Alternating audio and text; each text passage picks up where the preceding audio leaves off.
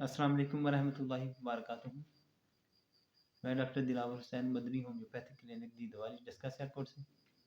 आज का हमारा जो टॉपिक है वो है सेरिब्रल हाइपरीमिया, यानी दिमाग में खून का इज्तिमा हो जाना या दिमाग में खून का ज़्यादा जमा हो जाना।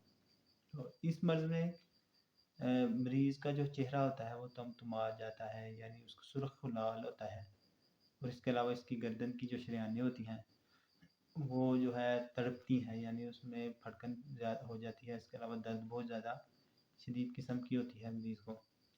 इसके अलावा इसके मरीज़ जो है उसको जो है ज़ियानी कैफियत तारी हो जाती है। इसके अलावा मरीज़ को मदहोशी हो जाती है, बेहोशी तारी हो जाती है उस पर।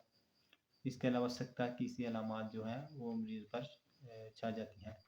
साथ में मरीज़ को टेम्परेचर होता है और बेहोशी की अलामात भी हो जाती हैं। तो ये थी इसकी साइन सिम्टम। काजेज़ की तरफ आएँ तो इसकी वजह जो है ये मर्ज़ ज़्यादातर मर्दों को होता है, और इसकी वजह जो है ख़ासकर नौजवान बच्चों को ये ज़्यादा होता है। और इसकी वजह जो है वो है अफ़ीम नोशी, नशावर चीज़ों का ज़्यादा इस्तेमाल, कसरत से इस्तेमाल, और इसके अलावा लो लगना, धूप में ज़्यादातर रहना, उसकी वजह से भी ये मसला हो जाता है। बहुत ज़्यादा दिमागी मेहनत करना या बहुत ज़्यादा टेंशन लेने की वजह से भी ये मसला हो जाता है। उसके अलावा बहुत ज़्यादा जो लोग नशा के आदी होते हैं या रात देर तक पढ़ते रहते हैं या बहुत ज़्यादा दिमागी काम करें, तो उसकी वजह से भी कई दफ़ा ये मसला हो जाता है। अब इसकी ट्रीटमेंट की तरफ आएँ तो इसमें जो मेडिसिन इस्तेमाल होती हैं उसमें एकोनाइट और बेलाडोना जो है बहुत अच्छी असर करती हैं। अगर मरीज़ के सर में बहुत ज़्यादा दर्द हो, तपन की अलामात हों, हीटनेस, रेडनेस की पेन की अलामात हों, तो साथ में कान में दर्द हो, कान में भिनभिनाहट की आवाज़ें आएँ, तो ऐसी कंडीशन में आप बेलाडोना की चंद खुराकें देने से मरीज़ ठीक हो जाएगा।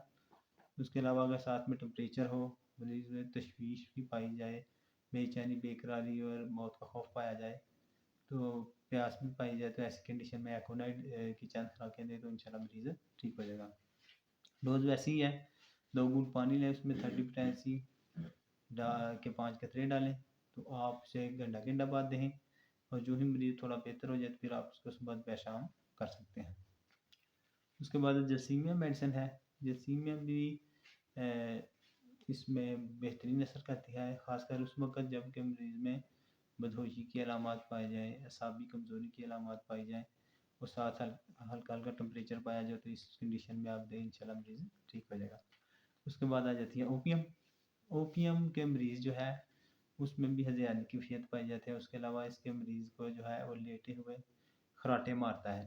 तो ऐसी कंडीशन हो तो आप इसको ओपियम 30 पोटेंसी में 2 घूंट पानी में 5 कतरे डाल के सुबह दोपहर शाम दे सकते हैं, इंशाल्लाह मरीज़ ठीक हो जाएगा।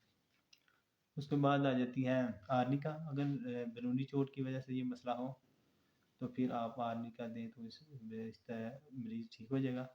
अगर इस आर्निका से बेहतर ना तो फिर हाइपेरिकम दे सकते हैं, तो उससे बेहतर हो जाएगा मरीज़।